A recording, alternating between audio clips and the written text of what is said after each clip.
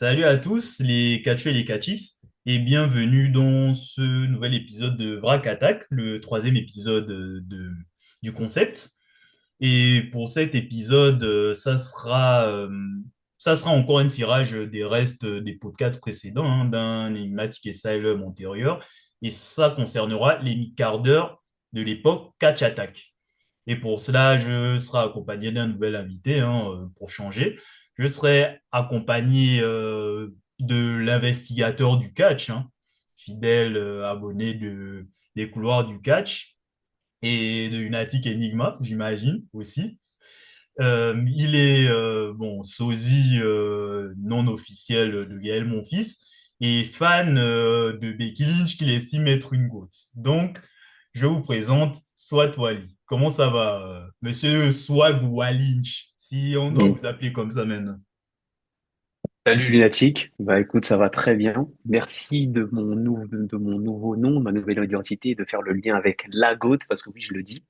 Content de participer à ce nouveau concept que tu as mis en place dans ton émission et bah, hâte de passer en revue les différents catcheurs justement de cette époque dans laquelle j'ai commencé à regarder du catch. C'est ça.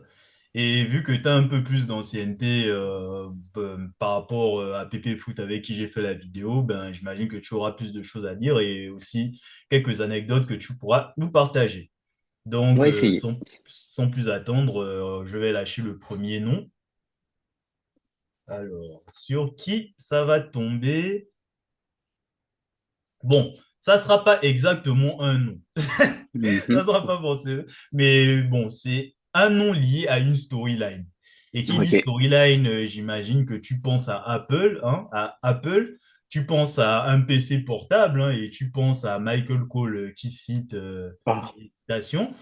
Ben, dis-nous un peu ce que tu as pensé du général manager anonyme. Alors, je vais parler avec mes yeux de l'époque, avec Oui, mes yeux surtout, c'est d'enfant, parce surtout que ça que j'attends. ouais, j'étais adolescent à cette époque-là, début de collège. Moi, j'ai trouvé ça intéressant. Je trouvais ça intéressant à l'époque, le fait de pas savoir c'était qui justement le général manager. Comme tout le monde, Michael Cole avec sa fameuse phrase "And I quote", il me saoulait.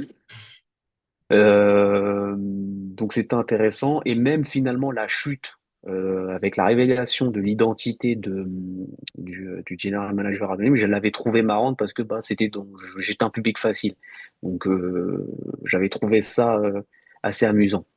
Comment ça, tu peux trouver ça amusant? C'est quand même l'une des plus grosses chasses catchesques de ces dernières années. Comment tu peux dire que c'était drôle, toi aussi? C'est quand même une honte par rapport à nous fans qui regardions le catch. Bon, c'est ce que Comme j'aurais j'ai dit si je dit, faisais partie d'un forum, mais c'est pas le cas. Je peux comprendre. Comme j'ai dit, je regardais avec mes yeux d'enfant. Je te dis ça à l'époque où je regardais ça, une partie de moi était encore persuadée que le catch était vrai, donc moi Mhm. je trouvais ça amusant. Alors que là, Ouais. effectivement, si je regarde ça aujourd'hui avec mes yeux de maintenant, non, je vais pas du tout apprécier. Et après, je trouve qu'on a quand même eu des trucs pires en termes de storyline et de chute quand même. Oui, oui. Ben, je suis un peu comme toi, hein. J'étais très intrigué, très intéressé par l'histoire du général manager anonyme. Moi, je citais, moi, j'imitais un peu le son, le tududu, tududu, quand ça Mm, arrivait. mm, Ça me faisait un peu marrer avec les iPods de Michael Cole, ça ne me dérangeait pas. mm. Et souvenir que j'ai aussi, c'est la rivalité entre le général manager anonyme et Edge, qui était assez divertissant et drôle aussi, qui amenait au Festern de Edge aussi. Tout à Et fait, tout après, à fait. ben, j'ai arrêté le catch et j'ai jamais su comment ça se termine avant plusieurs années. Et c'est là que j'ai découvert la chute en elle-même et j'étais en mode que, ok, tout ça pour ça. Bon, d'accord. Bah, sache Ça que m'a un peu laissé comme toi, indifférent en fait. Ça ne m'a pas ouais. scandalisé non plus, mais Mm. j'étais en mode rien à foutre en fait. Ouais, je vois. Bah, moi, c'était un peu comme toi dans le sens où, à quelques mois près, j'aurais manqué en fait la révélation de l'identité parce que quelques temps après, effectivement, j'avais arrêté de regarder le cas jusqu'à bah, pendant plusieurs années, quoi. Donc j'étais à Hmm. ça de rater finalement cette chute. Ouais. Bon, ben, on va passer au nom suivant. Hop. Bon, je vais te laisser monopoliser la parole, hein. Moi, j'ai pas grand-chose à dire parce que j'ai déjà parlé de lui plusieurs fois et j'ai même tout un podcast qui lui est consacré. CM Christian! Punk. Christian! Atlas! Ah non, ça, c'était sa pire version, mais tu m'as compris. Vas-y. Alors attends, Christian. Oui, Christian? Ah oui. Euh, Bah moi pareil, je le découvrais en fait enfin non, je le découvrais pas parce que j'avais quand même vu des vidéos de son premier run à la WWE. Euh, Toujours bien aimé Christian. J'ai toujours bien aimé son theme song et d'ailleurs je trouve que son deuxième theme song, enfin la deuxième version de Just Close Your Eyes est meilleure que la première avec la fille qui chante. Désolé pour ceux qui le pensent, mais Merci! Merci! On met je fait suis à la désolé. propagande. Merci, Ouais, Wally. oui, non mais je suis Il fallait désolé, qu'il y mais en parce ait que un autre qui dise ça. non Merci. mais il faut Faut le le dire. dire. Ouais, oui, il faut le dire. C'est tellement un thème de pur babyface. Je suis désolé. Vraiment. C'est donc ouais, moi je kiffais Captain Charisma. Euh, Comme c'était à l'époque de Catch Attack et que ça ne diffusait pas la ECW, je ne voyais que les highlights de début de show où il montrait en fait les archives enfin les résumés des épisodes de l'ECW ou les matchs de pay-per-view où le titre était défendu. Donc moi je l'ai vraiment redécouvert quand il a été drafté en fait dans l'un des deux shows. Je sais plus si c'était Raw ou si c'était SmackDown. À Euh, Raw, hein, il me semble. Ouais. Bon. C'est possible. Honnêtement, je me souviens plus. Je sais qu'après, il part à SmackDown vers 2011, mais je me souviens plus exactement. Désolé. Euh, donc oui, j'ai toujours bien aimé Christian, mais j'en ai toujours espéré plus. Et surtout quand tu vois ce qu'il fait aujourd'hui, actuellement, à la UW, c'est vraiment dommage en fait que la WWE en fait ait toujours préféré mettre en avant Edge et Randy Orton. D'ailleurs, ni pardon ni oubli pour ce règne de 2 jours officiels et pas 4 jours. Mhm. Donc c'est vraiment dommage qu'il ait jamais été plus loin que ça en fait dans le main event, que ce soit en face ou en heel finalement, parce que tu te rends compte qu'en heel, ben Christian en fait il est tout aussi relou qu'un Edge en fait finalement. Oui. J'ai même envie de dire plus c'est meilleur que Edge. Franchement, c'est vrai que la vie populaire va dire que non, Edge c'est mieux. Non, Christian c'est mieux. Et Mm, quand j'ai découvert Christian, ben comme tu disais, la ECW n'était pas diffusée de l'autre côté. Ben ça passait sur Action et j'avais Action. Du coup, Ah, j'ai pu voir le run de Christian à la SEW que j'aimais beaucoup. Vraiment, enfin, il est facilement dans mon top 10 des catcheurs préférés, déjà rien qu'à cette époque-là. Donc, j'aimais bien le personnage Captain Charisma. Son règne au CW était bien aussi. Bon, il y en a qui vont dire que ouais, le règne de Babyface au CW, c'était nul. Je suis pas spécialement d'accord, en fait. Il y avait un peu de tout. Il y avait des moments où il se faisait couiller, effectivement, mais il y avait aussi des moments où tu voyais Christian qui était quand même un face quand même filou, en fait. Parce que mm, le mec, il ne se laissait pas faire, il utilisait aussi des moyens, comment dire, des moyens controversé pour gagner ses matchs. Donc, mm, c'était un face quand même, c'était pas le cliché du face qu'on nous le vend. Et là, mm, on mm, nous dit, et franchement, je suis content même qu'il n'ait pas été dans l'histoire d'attaquant de Jeff Hardy, hein. Ça, je pense que ça aurait bousillé sa carrière qu'autre chose. Et l'histoire où on dit que, ouais, j'aimerais démystifier un truc, parce que l'histoire de, ouais, TNA, ça a donné du buzz à Christian, ouais, on l'a maltraité à la ECW, on l'a mal présenté. Oui, on l'a mal présenté, mais regardez bien sa première entrée à la ECW, rendez-vous compte qu'on entend le silence quand mm. il Oui. arrive. Et le Et fameux les commentaire de commentaires, Josh c'est à la Matthews. télé qu'on les entend, c'est pas sur place. Et tiens à Ouais. rappeler, parce que Mm. Frisson, peut-être que c'est Eden Reich qui fait son entrée, hein, vu la réaction du public. Donc, votre soi-disant buzz de TNA, ça n'existe que sur Internet, en fait. Pas Bah dans en la fait. réalité. Moi, j'irais plus loin. C'est-à-dire que Christian, même avant qu'il aille à la TNA, déjà son run avec Tyson Tomko, c'était déjà très bien, hein. Oui. C'était vraiment pas mal. Il n'a Hmm, pas touché le titre, mais honnêtement, j'ai beaucoup aimé cette période-là de Christian. hmm, Entre son heel turn sur Jericho jusqu'à son départ, franchement, hmm. Christian, c'est vraiment, vraiment intéressant. Ouais, Et j'en par doute rapport à pas. la CW, oui, hormis son entrée, moi, je trouve qu'il a fait partie des meilleurs champions de la WCW, version WWE, pour le coup. Merci, C'est, merci. euh, C'était intéressant. J'aimais bien j'ai tant aimé son programme avec Jack Swagger qu'avec Tommy Dreamer. Donc, ouais. Moi, comme toi, j'ai bien aimé son passage à la WCW. Ouais, je suis Pour tout à fait avoir. d'accord. Hmm. Et d'ailleurs, pour son renommé no sort, c'est vrai qu'il aurait pu avoir mieux, hein, surtout quand Edge s'est blessé et qu'il a gagné la ceinture poids lourd. C'est un peu dommage, il aurait mérité mieux. Et Mm, ensuite, bon, après, il vivotait dans la mid-card jusqu'à sa blessure. Et jusqu'à aujourd'hui, l'un de mes regrets, c'est de ne pas avoir eu le match Christian Biggie, quoi. Surtout que Biggie avait la ceinture intercontinentale en 2021. J'aurais aimé voir ouais, ça avant qu'il aille à la AEW. Mais c'est bon, ça. c'est AEW, c'est clairement son prime de toute manière. Il profite bien Ouais, des derniers mois de sa carrière et il permet surtout à son pote Edge de rester encore un minimum pertinent. Parce que le oui, je run de suis Edge à d'accord. la AEW, if I speak. Voilà. Je vois ce que tu veux dire et je vois ce que tu veux dire. Et moi, alors juste un truc que par contre j'ai pas vraiment aimé, c'est un détail, hein. Mais moi, j'ai pas aimé en fait qu'ils reprennent le Spear de Edge en 2011. Pour moi, il avait pas besoin en fait. Hmm. Je trouvais qu'en fait, ça ressemblait trop en fait au run de Rey Mysterio qui est un peu un règne en mode concours de circonstances. Donc Ouais.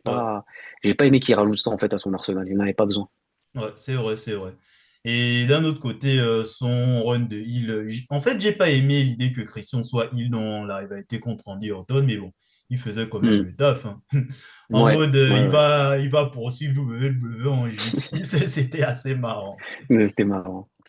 Après, malheureusement, j'ai manqué de peu le match contre Randy Orton à SummerSlam aussi. Il faut que je vois ça Hmm. aussi. Ah, il faut. Allez, suivant.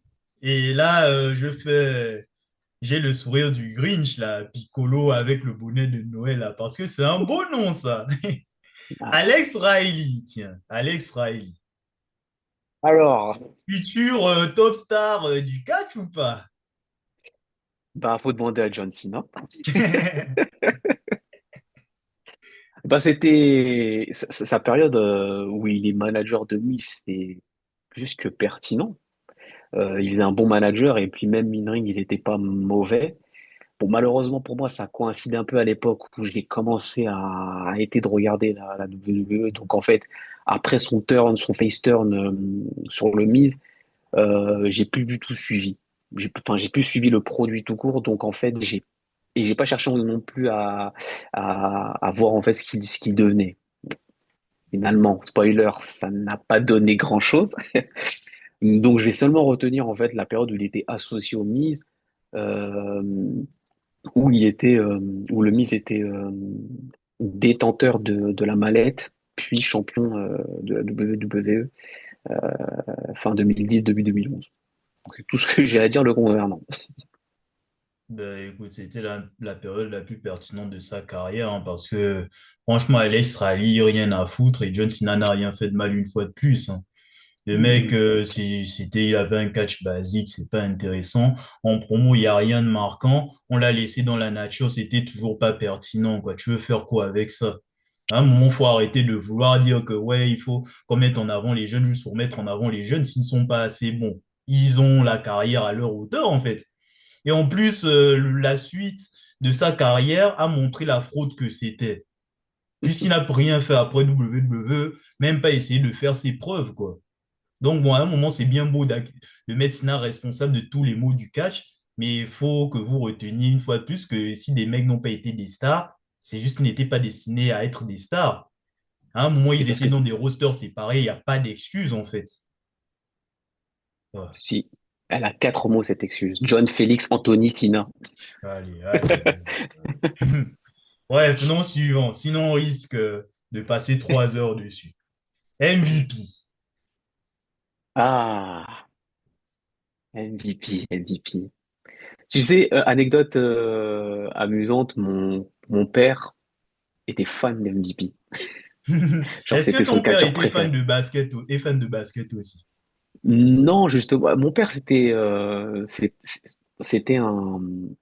bah, il venait du bled, quoi. Il venait du bled, donc Hmm. il suivait pas, c'était pas le genre de programme qu'il suivait. Il suivait le foot parce que ça passe à la télé, mais sinon Ah le oui. basket. Oui. Ok, Non, mais d'accord. il aimait bien ce que MVP représentait en fait. Hmm. Ah, il y a trop, hein. Mais moi, j'ai bien aimé tout son passage en fait à la WWE, tant en heel qu'en face. J'aimais bien sa rivalité avec Kane. Je crois que c'était sa première grosse feud justement avec l'Inferno match à Armageddon. J'ai bien aimé la feud qu'il a eu avec Chris Benoit avec le titre des États-Unis. J'ai bien aimé sa feud avec Matt Hardy. Et d'ailleurs, le match qu'ils avaient eu à SmackDown pour les titres par équipe, enfin, où ils étaient détenteurs de titres par équipe contre John Morrison et The Miz, c'était un des premiers SmackDown que j'avais regardé quand j'ai commencé à regarder Cage Attack, Hmm. où ils l'avaient perdu justement avec la blessure de Matt Hardy, et il attaque Matt Hardy qui conduit à son absence. J'ai bien aimé aussi sa losing streak. Là, si je la regardais avec l'œil d'aujourd'hui, j'aurais été un peu triste pour lui parce que bah, c'était clairement un dépush, mais à l'époque, je le percevais pas comme ça parce que je pensais que c'était une storyline legit. Hmm. Euh, et même son run face avec son équipe, avec Marc Henry à Raw, pareil, C'est vraiment vrai qu'on MVP, l'oublie j'ai toujours souvent, bien hein. aimé. Ouais, ouais. Ah, moi, j'ai encore un souvenir très récent parce que bah, ça faisait partie d'un de ses derniers runs, il me semble, avant son départ. Ouais. Donc, ouais, MVP, j'ai toujours bien aimé, et même son retour, j'ai bien aimé avec Brock Lesnar qui chante enfin, qui danse son thème à son retour. Non, Ah, MVP, ouais. solide mi-quart d'heure pour le coup. Est-ce Ouais. qu'il aurait pu aller plus loin? Je ne sais pas. J'aurais pas été contre moi personnellement, Bon, mais je en tout pense cas, pas, j'ai hein, toujours bien mais aimé. c'est pas plus mal, hein. Bah, quand tu reprends, en fait, il avait pas grand-chose qui lui manquait. Tu vois, il était bon au micro, in-ring, c'était pas mauvais, et il avait un Mhm. personnage avec l'une des meilleures entrées. Ouais, C'était vraiment ouais. l'une des meilleures entrées. Ça, Ouais, moi j'aime vraiment, bien l'entrée sous la tente là. Quand il y ouais, avait encore franchement. la tente, je spammais ça dans les entrées SmackDown versus Raw 2009 quoi. Elle était Non, trop ça classe c'était son très entrée. catch. Ouais. Mm. Et sinon MVP, tu as dit l'essentiel, hein. Moi j'ai bien aimé son run. Après j'ai jamais connu son run de heal en soi. Quand j'ai Ah oui? regardé l'été déjà fait, c'est ce premier truc que j'ai vu, c'est quand il a battu Shelton Benjamin pour le titre US à SmackDown. Hmm. Donc, ouais, MVP, je trouvais bien, il faisait bien le taf dans la mid-card. Le run par équipe avec Mark Ono aussi, je trouvais ça bien. J'aurais aimé qu'il gagne les ceintures par équipe à un moment, mais bon, il y avait Jericho en face. Tu voulais faire quoi? Ouais. Et ouais, moi, je me suis jamais posé la question de ouais, est-ce qu'il devait être champion du monde ou pas. Moi, je trouvais qu'il était à sa place en fait. Et que franchement, c'est pas non plus un Bah, scandale. Parce bah, que je me dis que oui, il y a des grosses personnalités dans la mid-card, mais il en faut en fait. il en Quand faut, tu as c'est vrai. des grosses personnalités qui sont mid-card, il faut aussi des stars dans cette place-là en fait. Oui. Non, mais je suis d'accord. Je suis d'accord. Mais après, pourquoi je me posais la question, c'est parce que finalement, il a eu beaucoup de programmes avec des main eventers. Tu vois, Mhm. dans sa feud avec Kane, il était en alliance avec Mr. Kennedy, et Mr. Kennedy, justement, était en feud avec l'Undertaker. Tu Ouais. vois, donc sa première grosse feud, finalement, c'était avec des gros noms. Ensuite, il Mhm. a eu aussi une feud avec Batista début 2008, qui a réussi à battre même à un moment donné. Ouais. Donc, tu vois, Ouais, il avait battu pour le titre US, ouais. c'est ça. Donc, tu vois, je me pose la question parce que finalement, il a eu des bons matchs, des bonnes feuds avec des gros noms. Donc, Mhm. et il n'a pas été dégueulasse, quoi, tu vois. Donc, je me Ouais, dis c'est que, vrai, c'est vrai. pour ça. Après, bon, je me suis jamais vraiment posé la question, pourquoi pas avoir tenir la spinner belt WWE pour la photo, ça aurait été stylé, hein. Et Oui, on franchement, l'aurait ouais. ressorti sur Twitter comme il y a une tendance en mode que ouais, qui a porté une ceinture mais n'a jamais été champion. MVP, Mm, vraiment, ça aurait été la classe.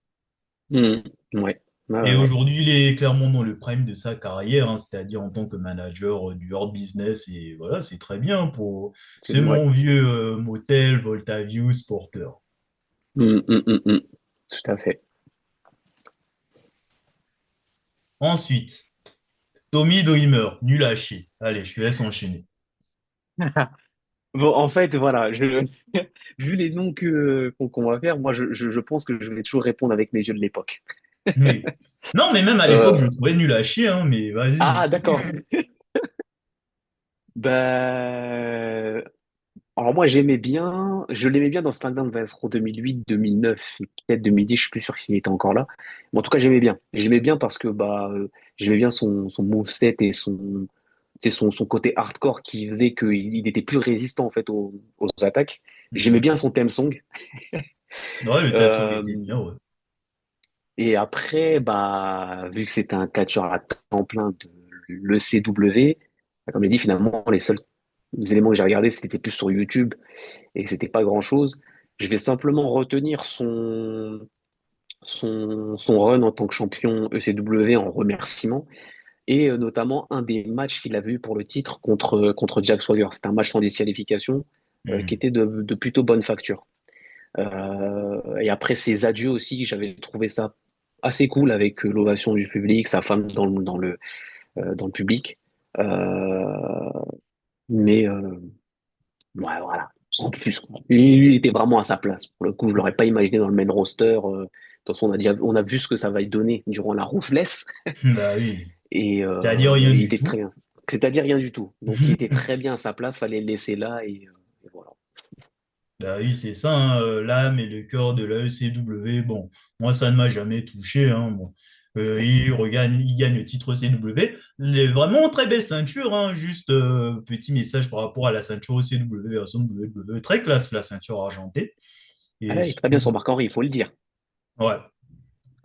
Moi, je pensais que c'était Matt Hardy qui l'avait introduit. Euh, Non, non, non, alors, non, non, je dis pas que c'est Marc-Henri qui l'a introduit. Si, c'est Marc-Henri.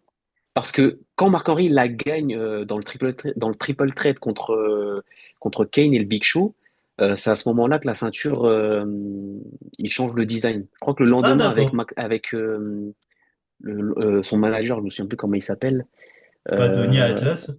Tony Atlas, ouais, ils introduisent, Heureusement il qu'il n'y me a pas semble. son nom, hein, parce que j'avais des choses à dire sur lui aussi. Donc, non, non, non, j'aimais beaucoup comment ça ressortait avec Marc-Henri. Hmm. C'était, ouais. Non, autant pour moi, dans mon esprit, ça restait Matardi. Mais bon. Allez, parenthèse CW étant passé. Ezekiel Jackson, t'en pensais quoi? Euh, moi, il m'impressionnait beaucoup quand il était avec le Brian Kendrick, Oui. parce que je le connaissais pas et parce que quand tu vois un grand Renoir comme ça, baraqué, énervé, tu te dis, ah, c'est qui lui? Ah oui, c'est clair. Donc, à ce moment-là, et bien à ce moment-là, j'étais plutôt impressionné, mais parce qu'en fait, vu qu'il n'en montrait pas beaucoup, t'avais ce côté intrigue vis-à-vis de lui. Hmm. Après, donc il me semble qu'après ça, il part à la ECW où il est en alliance avec Vladimir Kozlov et William Regal, il me semble. Ouais. C'était une association assez amusante, mais je trouve que c'était surtout William Regal qui rendait le truc amusant justement avec ses expressions faciales. Hmm. Euh, Moi, honnêtement, pas grand-chose à dire sur Ezekiel. Alors, il a fait partie du corps. Hmm. Horrible stable selon moi. Je sais pas ce que t'en penses. Ah Moi, non, je j'ai pense pas du pareil, tout. hein. Ah, ok, c'est pour ça. J'ai pas du tout aimé. De toute façon, je commence à décrocher sérieusement du catch. Après, il me semble qu'il a été champion intercontinental. Pas grand-chose à dire non plus. Si ce n'est que la ceinture était belle, mais sinon, voire même, je sais même pas si en fait il a eu le nouveau design Non, non, le nouveau blanc. design, le design, non, c'est Cody. C'est Cody C'est Rhodes. vraiment Cody, ok, donc c'était pas lui, du coup. Donc, non, pas grand-chose à dire sur Ezekiel Jackson, si ce n'est que c'était un grand baraquet, quoi. Ah oui. Non, il n'y a pas grand-chose à dire. Moi, tout ce que j'avais à dire, c'est que j'aimais bien Ezekiel Jackson, hein. Il ne me dérangeait pas spécialement. Bon, un gros mec balèze qui balance les gens dans tous les sens, qui est en bourrin. Bon, moi, ça me dérangeait pas. Qui remporte le titre intercontinental, ok, d'accord, hein, pourquoi pas. Bon, de toute manière, tant qu'au barrette, tu n'avais plus la ceinture parce que bon, ça devenait affligeant et moi aussi, je commençais à décrocher du catch. Et son règne, bon, je ne l'ai pas vu parce que j'avais arrêté à ce moment-là, ça tombe bien. Tout ce que j'ai à dire, c'est que son prime, c'était à la Lucha Underground. Vraiment, Il était très Hmm. pertinent pendant la première saison. Franchement, je vous recommande de voir son Lucha Underground, c'était très bien. Ouais, faut en voir la Lucha Underground tout court, en fait. C'était vraiment cool à cette époque. Oui, ça c'est de l'alternative là. Je Ah ouais, préfère faut suivre. AEW, tiens. Quoique, non, Ah, non, voilà, nous non, y est. je préfère vraiment pour le coup. Voilà, j'ai failli faire sortir Wally de Segon là. Allez. Ouais, oui, oui, oui. Deux fois, hein. Allez, nom suivant, Kenny Dijkstra. Tout ce que j'ai à dire, c'est que John Cena n'a rien fait de mal. Allez, je te laisse. Ah, tu te protèges, tu te protèges. Tu te protèges. John Cena n'a rien fait, bah Mickey James aussi n'a rien fait. Hein, il y a des choses à dire, hein. Mais on en a déjà parlé dans une ancienne émission. Donc, bah, Kenny Dijkstra, qu'est-ce que je vais retenir de lui? Bah, je vais retenir qu'il était dans les SmackDown Vs Raw. Je vais retenir qu'il était dans le Spirit Squad. Il était dans Spirit Squad, hein. C'est bien Ouais. ça. Ouais, c'est Ouais. ça, c'est ça. Et je vais retenir aussi son retour en 2016 dans la feud avec Ziggler et Miz pour le titre intercontinental. C'est là que je l'ai connu d'ailleurs parce que je connaissais pas du tout. Je voyais le Pom Pom Boy, j'étais en mode c'est qui c'est random quoi. Est-ce que tu te souviens, petite parenthèse, est-ce que tu te souviens des Highlanders? C'est qui? Tu me C'était une parles des équipe. gens que je connais même pas, Mais frère. c'était cette époque-là, fin de Rousseless, début de PGRA, Ah une oui. sorte d'équipe je vais pas dire de braconniers, mais de, tu vois. Ils avaient la chemise à carreaux, de la barbe. En fait, ils avaient un peu la dégaine de Ivar, en fait, mais en un peu Waouh. moins massif. Waouh. Et ils avaient catché à cette époque-là et ils avaient recatché par moment durant la Brain Split de 2016 à SmackDown Live. Ah bon? Ouais, ils avaient J'ai aucun catché souvenir. contre une des équipes contre une des équipes, je sais plus si c'était les Usos ou si c'était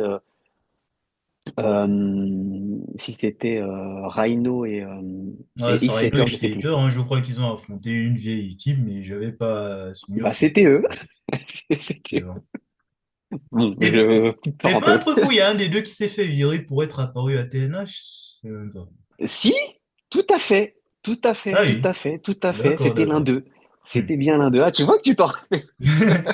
Moi, je me rappelle juste pour ça. Parce que sinon, l'image, tu me demandes de me rappeler visuellement, j'ai trou noir, en fait. Ouais. Il n'y a pas grand-chose à dire, hein, c'est bon. Euh, Ben, Non, comme mais j'ai du pas coup, grand-chose à dire de Kenny Dijkstra, hein, c'était pas mon époque, j'ai pas connu. bah, il n'y Sauf, avait pas grand-chose à dire honnêtement, hmm. hormis, hormis ça. Alors, il y a l'anecdote qu'on avait déjà racontée dans l'émission de Mickey James, Oui, où mais justement il on ne avait va pas été. y revenir. On On va pas y va passer à revenir, on va pas y d'autres noms, revenir. là. On va enchaîner. Histoire C'est de parce qu'il gagner a un peur, peu le plus. lunatique, il a peur, il a peur. Non, j'ai pas peur, c'est juste qu'il faut qu'on avance, quoi. Non, c'est pas vrai, c'est pas vrai. Allez, ensuite, je pense que c'est un autre nom qu'on va traiter rapidement, Justin Gabriel. J'aimais bien NXT, j'aimais bien son équipe avec Heath Slater, mais c'est tout. J'ai pas connu en solo. J'aimais bien son 450 Splash. Bon, c'était assez révolutionnaire, je trouve, à l'époque, même si aujourd'hui tout le monde le fait, mais sinon, j'aimais bien Justin Gabriel, même s'il avait des lacunes en charisme et en micro, mais voilà, c'était sympa, ça mange pas de pain. Moi, j'ai jamais accroché, même dans la Nexus. Pourtant, j'enlève rien à ses qualités in-ring. Et comme tu le dis, justement, son 450 était vachement impressionnant. Mais je préférais dans le style Evan Bourne. Oui, Mais sinon, c'était mieux, moi, oui. j'ai jamais accroché plus que ça. Il faisait partie de la Nexus, ok. Après, quand la Nexus a été dissoute, il était toujours là pendant quelques temps, mais j'ai jamais accroché à Justin Gabriel. Hmm. Ok, ça marche. Bon, ben, sur son, on va enchaîner avec le nom suivant avec Ouh, Chavo! Tin, tin, Tum, tum, tin. tum, Chavo Allez, Chavo Guerrero. Tommy. Alors d'abord, je rêve d'avoir une femme qui me chante comme ça. Allez. Chavo, Chavo. En fait, Chavo, quand tu regardes, enfin, en fait, Chavo, il y a beaucoup de choses à dire finalement. Je vais commencer par le pire. Kerwin White. Ah non, mais Je peux- Non mais je suis obligé de parler de ça parce que c'est l'une des pires gimmicks de l'histoire. Ah oui, c'est clair. À quel moment C'est tu penses à ça, quoi? quel moment tu... Mais c'est Vince. Ça, c'est du Vince tout craché. Ah oui, Vince, ça, c'est clairement. le genre d'humour, il met dans la Gorilla Pigeon, il pète de rire dans son casque. Tu vois? C'est clair. C'est avec la fameuse phrase If he's right, if he's white, he's right. Et, Non, donc ouais, déjà il y a ça. Il y a ça. Euh, Moi, ce que je retiens dans les faits marquants de Chavo Guerrero, c'est son heel turn sur Rey Mysterio au Great American Bash contre Booker T. Parce que je trouve l'histoire était intéressante et même les raisons de son heel turn étaient plus que justifiées. oui. Et là, je vais reprendre une phrase que dans les couloirs du 4 ils disent souvent, c'est que c'est bien quand un heel a des vraies raisons ou dit la vérité en fait dans l'explication de son turn. Donc ça, Oui. c'était intéressant. Il a eu des matchs intéressants bah, dans la division Cruiserweight, hein. Bon, après, le titre a été désactivé à l'époque, justement, Catch Attack, donc finalement, on le voyait plus parce qu'il était du côté de la ECW. Il faisait partie de la Familia, une stable qui a bien cassé les couilles au Taker. Ah, vraiment relou, hein. Mais bon, après, en fait, après cette époque-là, et même durant cette époque-là, finalement, bah, il était booké comme ultra, ultra faible. On rappelle que c'est lui qui a le deuxième match, non, qui a le match le plus court à WrestleMania, il me semble-t-il, Euh, contre Kane. bah non, c'est le deuxième. Le premier, c'est toujours Eric Rowan, The The Rock. Rock. Hmm. Moi, ok, bah, le deuxième du coup. Mais tu vois, ça en dit long justement sur la considération qu'on avait de lui. Et même finalement, après toute l'histoire de la Familia, j'ai plus aucun souvenir de ses programmes. Alors, je sais qu'il avait été associé, il avait continué d'associer à Vicky Guerrero, mais après la feud de Big Show Taker, je n'ai plus de souvenir de Chavo Guerrero en fait. Ben, Je comment même ça, tu n'as pas. plus de souvenirs? Rappelle-toi, frérot. Sa rivalité légendaire de 2009 contre Hornswoggle avec les Ah guest roses, oui, là. ah mais oui, c'est vrai. Mais attends, mais il y a aussi la feud aussi avec Santina Marella là. Oui, ça aussi, oui. C'est vrai. Comment j'ai pu oublier? Pardon, pardon. Incroyable, ces rivalités, n'est-ce pas? Incroyable, incroyable. Oui, effectivement. Effectivement, effectivement. Mais du coup, après ça, pour le coup, là, j'ai plus de souvenirs. Là, vraiment, je me demande même s'il part pas, en fait, à cette époque-là, parce que je ne me souviens plus de ce qu'il fait après ça. Mais, ouais. Ouais, je pense, hein, je pense, hein, parce que bon, déjà pour dire ce que je pense de Chavo Guerrero, j'ai jamais été fan, hein, honnêtement, que ça soit le personnage ou bien le catch. Bon, le catch c'était propre, mais j'étais pas fan. Bon, les trucs avec Hornswoggle, c'était rigolo vite fait, mais à longueur, ça devenait juste chiant, quoi. Mais le dernier souvenir que j'ai de lui, c'est qu'il a fait un match contre Sin Cara, hein. Sin Cara, vraiment, j'étais ébloui de sa présence, même si les matchs étaient désastreux. Mais bon, je n'en tenais pas rigueur. Mais Hmm. sinon, c'est tout hein, pour l'ami Chavo. Mais en fait, Chavo Guerrero, pour moi, c'est l'incarnation de la low card de cette époque. Ah oui, clairement. C'est, Hmm. Bon, mon cher Wally, on se rapproche doucement de la fin, hein. Donc, Mhm. je vais tirer encore 5 noms avant de terminer. Et j'ai Mhm. tiré 2 noms, hein, comme par hasard. Et j'imagine que tu as des choses à dire sur ce cher JBL, John. Oh, oui. Oh, oui, oui, oui. Bah déjà, JBL, pour moi, c'est top 5 des meilleurs heals, hein. Ah JBL, oui, c'était vraiment un vrai heal, vraiment. Un vrai connard, quoi. ah oui, à ce point-là, quoi.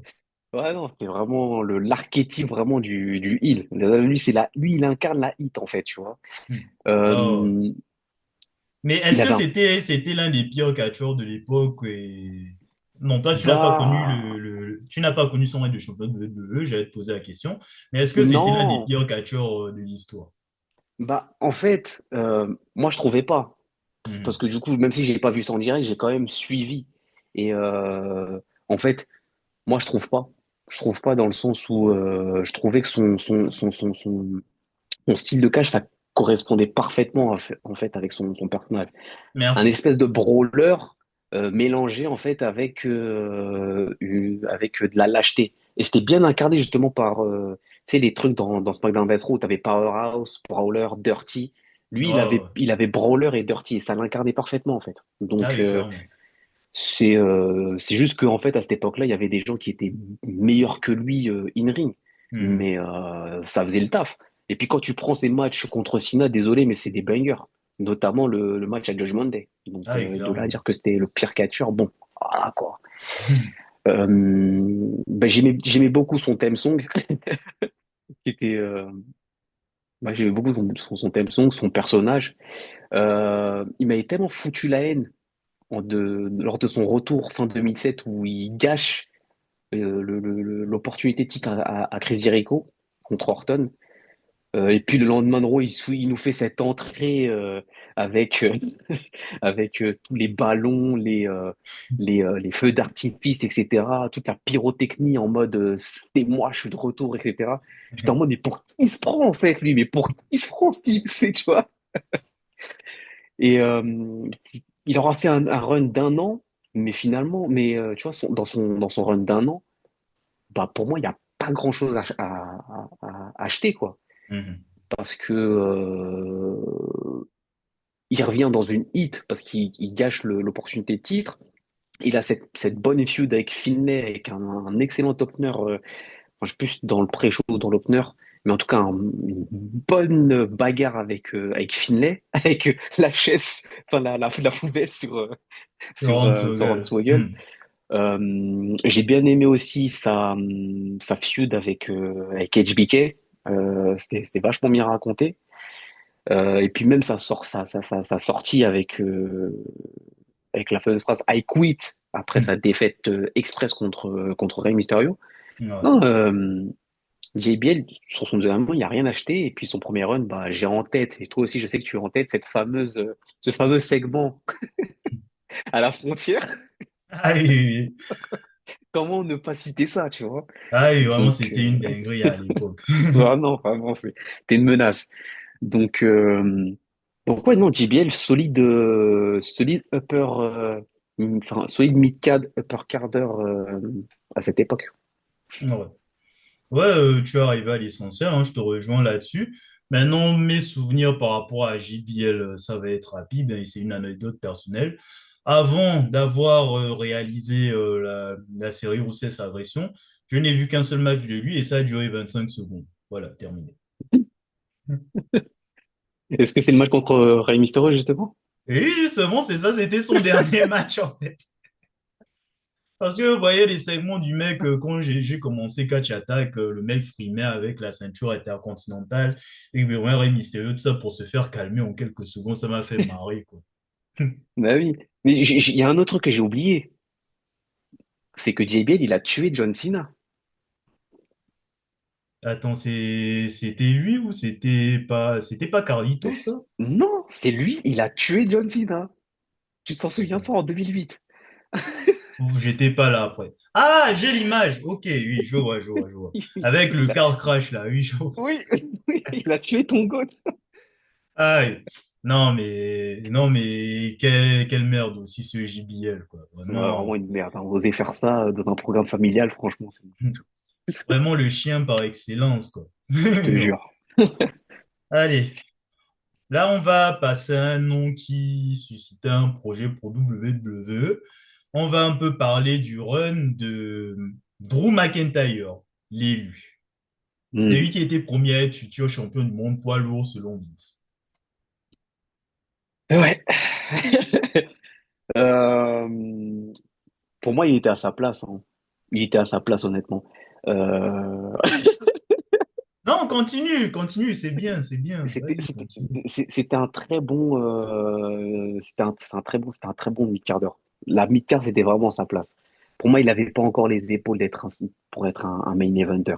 En plus, lui-même, en fait, l'a dit quelques années plus tard en interview qu'il n'avait pas les épaules et que même lui-même, dans son attitude backstage, il se donnait pas les moyens, en fait, d'aller plus loin, en fait, d'aller plus haut, en fait, dans la carte. Hmm. Donc, son run de Chosen One, c'était très bien comme c'était.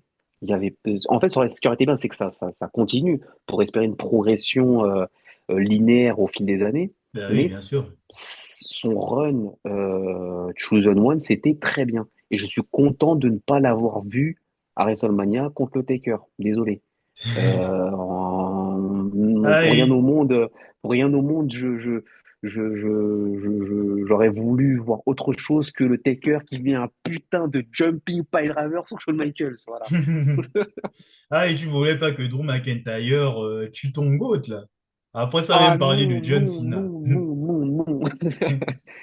Non, surtout pas. Mais j'aimais bien. Après, bon, comme tout le monde, j'aimais bien son fameux theme song là, euh, avec la longue entrée, puis son entrée, etc. Ah ouais, Euh, oui, ouais. Ça, c'était cash. je- C'était cash. Toute cette période-là, rien à dire.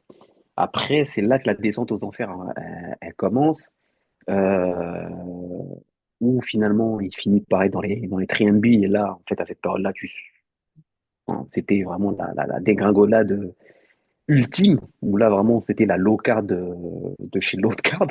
C'est clair. Et son départ a été la meilleure chose pour lui finalement. Oui.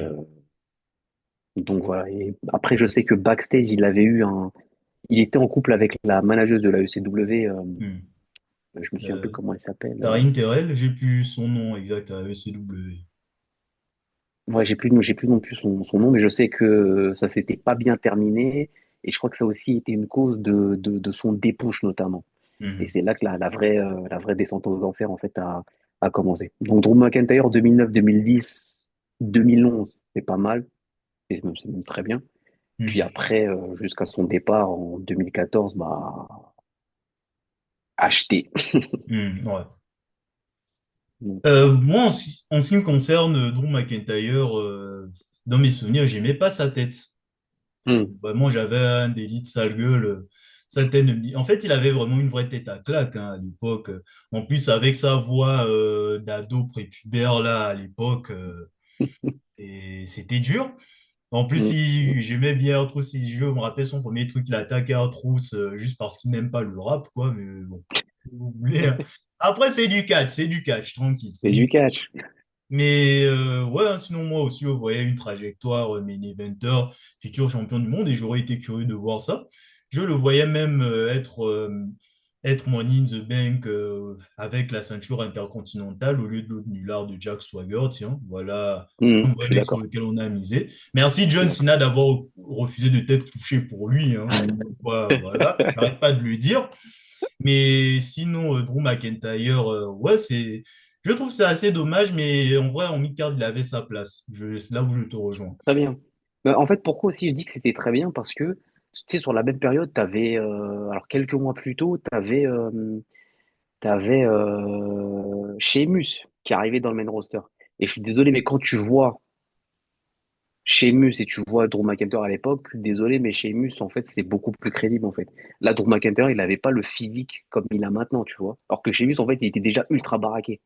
Donc, si par exemple, on avait donné le booking de Sheamus à Drew McIntyre, j'aurais pas forcément trouvé ça crédible, en fait, tu vois. Ouais, je suis Parce d'accord. que, donc, ça aussi, ça joue aussi, en fait. C'est pour ça que je dis qu'en fait, ça aurait été bien si ça prenait son temps. Tandis que chez Mus, en fait, il fallait y aller directement et c'était très bien, quoi, tu vois. Donc, Hmm. ce parallèle-là fait que j'ai aussi cette perception-là, en fait, de Drew McIntyre. Hmm. Ouais, je te rejoins là-dessus, hein. Et c'est vrai que d'un autre côté, si il n'avait pas eu ce premier run, on n'aurait peut-être pas eu le Drew McIntyre qu'on a aujourd'hui, par exemple. Exactement, ben, Et c'est ça. finalement, il a eu son championnat du monde poids lourd, le PIMS Il l'a eu. mondial, là. Mais bon, même ça, il a fait 5 minutes. Donc, Il l'a on eu. est content pour nous. Mm. Allez, plus que trois noms. Je mélange bien les noms. Pour trois Voilà. noms, hein. Yes! Le nom que je voulais. SOS! Les Ciao. Oussababardé! Kofi Kingston. C'est son prime. Voilà. C'est son prime. Lui, il n'est pas vraiment jamaïcain, mais c'est la période la plus pertinente de sa Merci, carrière. Voilà. merci. Honnêtement, merci. Moi, ma période préférée de Kofi Kingston, c'est fin 2009. Enfin, oui, mi-2009 à 2009, quand il est en feud avec Randy Orton, ça, c'est le Kofi Kingston. Ça, c'est le Kofi Kingston qui aurait dû aller en main event. oui, Ça, c'est le Kofi Kingston qui aurait dû aller. Le Kofi Kingston qui fait sa boom drop sur la table sur Randy Orton, qui détruit, enfin, qui verse de la peinture sur la supercar de Randy Orton, qui bat, bah, justement, qui est le dernier survivant du match Survivor Series, où il fait le mhm. roll-up à CM Punk. Puis, ce magnifique Trouble in Paradise que Randy Orton vend ultra bien. Ouais, ouais, Ça, ouais. c'est le meilleur Kofi Kingston. Ça, ce Kofi Ouais, Kingston-là, je le voyais en main event, c'était pour le coup. magistral, ça. C'était magistral. Ça, ce run-là, il est, dans mon esprit, il est mémorable. Et c'est Mhm. vraiment dommage, en fait, que ce soit pas allé plus loin. Surtout quand on sait les plans qui étaient prévus pour lui, à savoir qu'il allait gagner justement la mallette Money in the Bank à WrestleMania 26. Donc, Mhm. ouais, c'est vraiment un gâchis. Mhm. Merci, Randy. Voilà, merci Donc, Randy, hein. Voilà.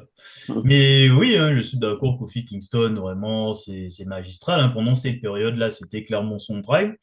mm, Sa rivalité avec Randy Orton, c'était quelque chose d'énorme. Même, bon, dommage que ça ne soit pas allé plus loin. Mais sinon, le reste de sa carrière était mis aussi dans la mid-card. Vraiment, il faisait partie des noms importants, en fait. oui, non, Donc, c'était c'est ça bien, qui c'était était bien. cool. J'étais content qu'il bat Drew McIntyre pour le titre intercontinental. Mm. Et ouais, en tout cas, son parcours était bien. Air Boom, j'ai raté de peu cette période-là, mais ça m'avait l'air bien quand même. C'était plutôt pas mal. Même son équipe avec Arthros aussi était pas mal quelques mois plus tard. Mhm. Non, c'est run mid-card en tant que champion des États-Unis ou champion intercontinental, c'était vraiment intéressant. Ouais. C'est En fait,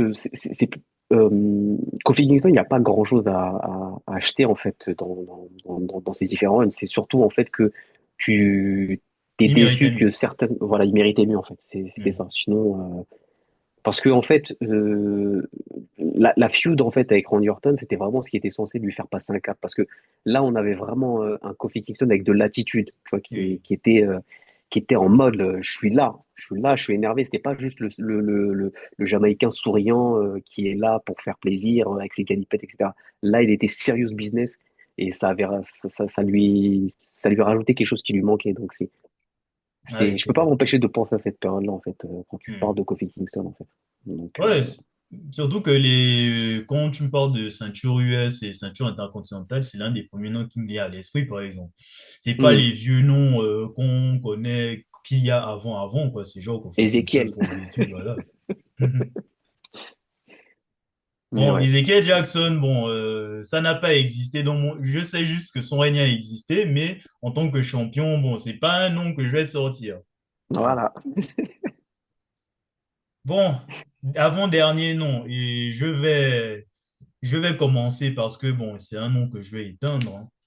Donc, vous n'allez pas être content, mais bon, c'est le principe un peu. Bret Hart, le retour en 2010. Oh, alors là, je m'attendais pas à ça. Eh oui. Fallait bien que ça sorte et voilà, il fallait bien que cette surprise arrive. Et Bret Hart en 2010, chiant, hein, vraiment chiant. Moi, j'étais en mode que c'est quoi ce vieux mec en fait? C'est quoi ce vieux mec? Qu'est-ce qu'il cherche? Ouais, montrer à Screwjob, frère, c'était il y a plus de 10 ans. Avance, je sais pas.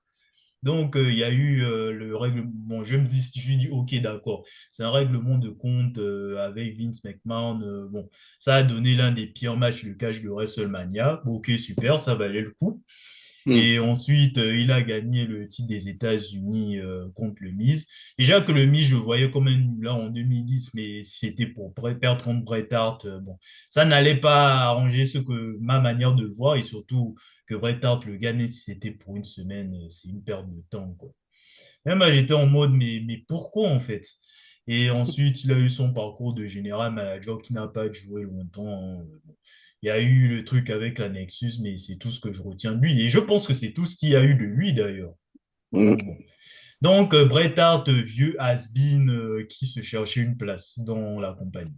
Maintenant, je te laisse défendre cette merde. Alors, oui, bon, je vais peut-être commencer par le défendre.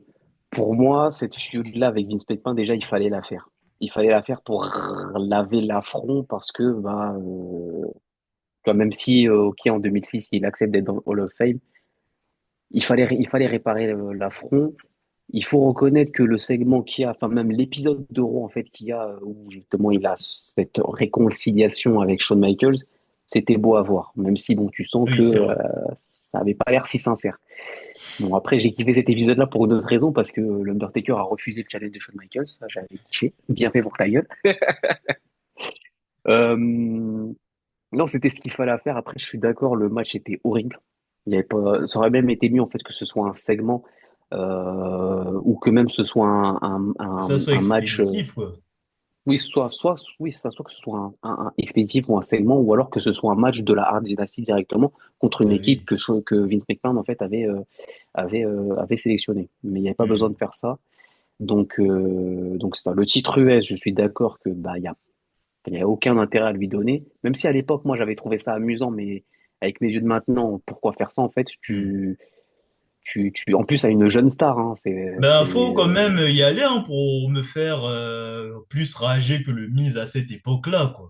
Donc, bon. bah, je suis étonné que lui, il continue à te faire rager parce qu'il me semble que quelques mois plus tôt, John Cena l'avait battu en même pas 10 secondes. Il avait fait tap out justement là, où Miz, en fait, il arrêtait pas de call out John Cena et puis finalement, John Cena, Ah il non, finit par. j'étais vraiment en joie, quoi, quand c'est Ah, arrivé. voilà, voilà. Avec son vieux chapeau, là. N'importe quoi. Il croit qu'il est du niveau de Sina, mais bon, on n'est pas là pour Non, parler. il avait déjà changé son outfit à ce moment-là. Ah oui, Il, bah, il peut-être. venait déjà parce que il a gardé cet outfit-là jusqu'à ce qu'il soit drafté et séparé de John Morrison. C'est après qu'il a commencé à venir en Ah non, slip, etc., etc. c'était encore après quand on l'avait viré Ah de bon? l'euro et qu'il était revenu après, là. Ah bon? Ouais, ouais, ouais. Ah ouais. Ah, il me semblait que directement il avait ce. Ah ok. Autant pour moi. Autant pour moi. Donc oui, pour revenir à Bret Hart, donc oui, il n'y avait pas besoin de faire ça. Il n'y avait pas non plus besoin de le mettre à SummerSlam contre l'équipe de la Nexus. Ils auraient simplement dû limiter son attaque backstage à cette période-là, c'est tout, mais il n'avait pas besoin d'être sur la carte ou même dans les segments parce que bon voilà. Et moi, pour l'avoir toujours vu, pour avoir toujours vu des vidéos d'archives de lui, je t'avoue que quand je l'ai vu pour la première fois en 2010, j'ai été surpris par sa vieillesse. Je m'attendais Hmm. pas à ce qu'il ait vieilli à ce point-là, en fait, tu vois. Ah oui. Donc ça m'avait marqué à l'époque. Un autre truc qui m'avait marqué, c'était ce semblant de match qui n'a pas eu lieu entre lui et le Taker. C'était un clin d'œil qui était assez amusant de les voir tous les deux dans le même ring plus de 15 ans après. Mhm. Le match n'a pas eu lieu et c'est pas plus mal, mais j'avais kiffé voir ça. Donc, non, il y a beaucoup de choses qui étaient évitables en fait sur son run. Ils auraient vraiment dû juste rester sur sa feud avec Vince McMahon, mais puis après ils ont fait un peu de forcing quoi. Donc là, Ouais, il n'y avait c'est pas ça. besoin quoi.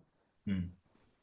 Très bien, ben, on va fermer cette page-là et on va tourner la dernière page des mid-quarts d'heure de l'époque Catch Attack, hein, et comme je dis, les absents ont tort, hein. Et il s'agira de Sin Cara, ma plus grosse déception de cette ère Catch Attack d'ailleurs. C'est même pas Kofi Kingston, c'est Sin Cara. Bah, alors moi déjà à cette époque-là, je ne regardais plus. Donc, et je suis content de ne pas avoir regardé à cette époque-là parce que c'était un fiasco quoi. Oui. C'était un fiasco total. C'était un fiasco total pour lui, mais c'était aussi un fiasco total pour Triple H. Parce Oui. que à cette période-là, justement, Triple H commençait à avoir un rôle backstage et c'était son gros poulain, quoi. C'était lui qui avait mené les négociations et c'était vraiment sa première grosse négociation. Donc, Hmm. ça avait un gros enjeu pour lui parce que du coup, ça allait appuyer en fait sa légitimité dans son rôle pour le futur.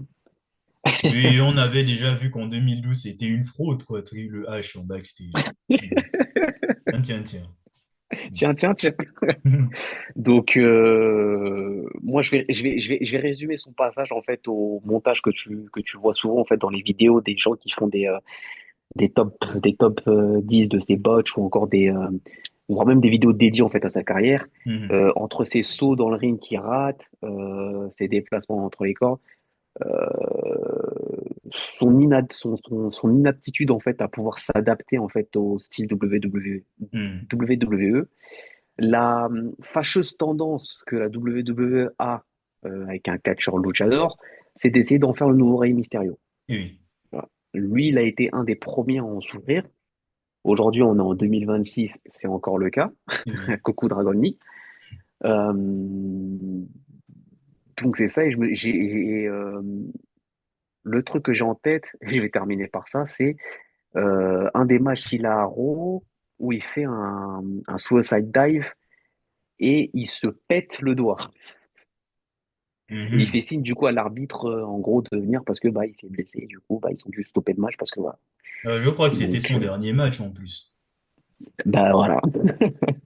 Donc ça, et puis c'est bien lui qui a eu une feud contre son double là. Oui, oui, oui. Oui, donc il y a Donc, ça, et le puis faux même Sin les. Cara qui a pris sa relève les années plus Oui, tard. c'était Unico, c'est ça? Ouais, ouais, c'était lui. C'est ça, et Pour puis moi, les c'était pas matchs. Sin Cara, hein, une fois passé Voilà, 2014. c'est ça. Et puis les matchs qu'il avait un peu comme ce qu'ils ont fait quelques années plus tard avec le film, c'est les matchs où justement il y avait la couleur spéciale dans Oui, l'arène oui, pendant ces la matchs. lumière tamisée là, C'est ça, qui éblouit les gens là. Ouais, ouais. c'est ça. Donc Sin Cara, flop total. Vraiment. Enfin, ce Sin Cara là, voilà, j'ai presque même envie de faire un parallèle avec The Boys avec les deux personnages de Black Noir. Mais bon, ça c'est autre chose. Bon, enfin, défendre, ça c'est un bien grand mot, mais je vais quand même dire les trucs qui étaient bien chez Sin Cara. Ben, déjà, l'esthétique de Sin Cara, j'étais déjà séduit là, et prochain Rey Mysterio, j'étais convaincu que le mec allait être à relève, voire même concurrencer Rey Mysterio. Rien que sa première apparition, il fait sa grosse entrée, il sauve Sheamus de Daniel Bryan, tu vois, seulement là. Vraiment, vraiment, Sin Cara, c'était la classe, hein, même si bon, son entrée et son springboard, il a loupé, mais bon, je n'en prenais pas rigueur, je n'en tenais pas rigueur à l'époque. Et les lumières tamisées, en vrai, je trouvais ça stylé, ça donnait un environnement spécial, ça donnait un côté plus spécial avec, pour Sin Cara, mais après, avec du recul, c'est un concept qui est assez ridicule quand même. Mais ouais, hein, Sin Cara, j'aimais beaucoup. J'avais grand espoir en Sin Cara. J'imaginais vraiment aller aussi loin, voire même plus loin que Rey Mysterio, mais au final, ce fut un flop, hein, comme tu l'as Mm. si bien décrit. Et c'est vrai que bon, bon, les archives disent qu'il a une part de responsabilité, chose qui est vraie. Mais il y a aussi Mm. WWE qui ne l'a pas mis dans des bonnes conditions et ça montre la fraude qu'est le H parce qu'à quel moment vous pliez à toutes ces exigences, quoi. Fallait au moins lui tester quelques mois. Bon, il n'y avait pas de PC à l'époque, mais à la FCW, faire quelques apparitions sans qu'il fasse des matchs, histoire qu'il s'adapte, quoi. Et Oui, ou surtout, même, à quel ouais. moment tu lui mets une visière de la même couleur que son environnement et tu t'étonnes qu'il rate des trucs. Bah Ça ouais, me non mais, termine, en fait. ouais, non mais je suis d'accord, je suis d'accord. Tout à fait. Après, Donc ouais, non, il y a des trous de part et d'autre, c'est sûr. Mais moi, après, j'ai on une va take sur Rey parler. Mysterio, hein. Tu? J'ai une take sur Rey Mysterio aussi, hein. Bon, tu me la partageras en privé parce qu'on n'a plus le Oui, temps. oui. Et sinon, pour Sin Cara, ben, on va parler des lacunes en promo, mais quand tu vois l'esthétique de Sin Cara, il n'avait pas besoin de parler hein, en soi. Mm. Et à la limite, tu lui fais parler, j'adore comme dans Scooby-Doo, ça aurait été quelque chose d'assez stylé et différent. Mais Mm. sinon, ouais, c'est dommage. Et malheureusement, ça fait partie des mecs dont je me dis que, bon, s'il avait une réputation de meilleur catcheur du monde, mais au final, non, quoi. Parce qu'il n'a pas été capable de s'adapter à la WWE et ça a juste exposé en tant que fraude qu'il est. Et il a mis beaucoup de temps pour se remettre de ça en plus. Oui, Donc là, il s'est ouais, ouais. refait une santé récemment en récupérant son nom à la CMLL et en signant à la EW. Bon, ça se passe bien pour lui, mais il a plus l'image d'un luchador masqué comme un autre, en fait. C'est plus Sin Cara, en fait. C'est plus le Mm. monument mystico comme il était des dizaines d'années avant. Mm. Ah oui, c'est sûr, c'est sûr. Bah ouais, Et en plus, c'est sûr. à quel point c'était un monument, il n'y avait pas besoin de connards sur Internet qui disaient que va voir sur Cagematch si tu ne le connais pas, etc. Ouais, tu ne vas pas sur Google. Il n'y avait pas besoin de faire ça, hein. On le voyait déjà dans les magazines. Donc, c'était Oui. déjà quelqu'un. Ouais, c'était quelqu'un. Déjà, non, les C'était un médias gros nom. traditionnels, quand on parle de toi, c'est que tu es déjà quelqu'un, en fait. Bah ouais, Donc, c'était déjà voilà. quelqu'un. C'était déjà quelqu'un. Mais avec le temps, tu dis, est-ce que finalement, la WWE aurait dû aller le chercher? Ah, mais je me dis que oui, lui, il y avait quand même moyen de moyenner, mais bon, les étoiles n'étaient pas suffisamment alignées pour que ça soit une réussite, quoi, malheureusement. Et Hmm. bon, ils ont continué à utiliser la marque Sin Cara comme c'était populaire. Ben, ils ont bien, comment dire, ça rentabilisé jusqu'au bout, quoi. Mais bon. Ouais. Dommage pour Sin Cara Mystico. J'aurais dit qu'il aurait mérité mieux que s'il y avait ce Sin Cara, le Sin Cara d'il y a 10 ans, je pense qu'il aurait été, il aurait quand même été important dans le main event, voire champion du monde, au moins à la AEW, quoi, par exemple. Hmm. Ouais. Mais bon, on ne saura jamais. Ouais, c'est ça. Mais bon, Bandido, il assure très bien la relève, donc c'est pas trop grave. Hmm. Hmm. Ouais. Bon, sur ces belles paroles et sur ces louanges de AEW, hein, comme je voyais déjà Wally avec la visière, Espion Mhm. arrive. Bon, Ouais. je, je te remercie pour ton intervention une fois de plus, hein, et j'espère que tu as bien aimé cet échange qui nous rappelle des souvenirs. Ouais, non, j'ai bien aimé. Et comme tu le mentionnes, ça rappelle de bons souvenirs. Ça permet aussi de ré, Réhabilité. réhabiliter certains noms et Oui, de ne pas refaire de réécriture aussi, faut le dire. c'est ça. Merci beaucoup pour cette précision. Bon, ben, cher Kachou Kachix, vous savez ce qu'il vous reste à faire. N'hésitez pas à liker, partager, à commenter également vos souvenirs sur les catcheurs qu'on a cités, donner quelques autres précisions si vous avez des avis globaux sur eux. Et n'hésitez pas à vous abonner aussi pour encourager la chaîne et on se retrouve pour une prochaine vidéo qui sortira un jour. À bon attendeur, salut!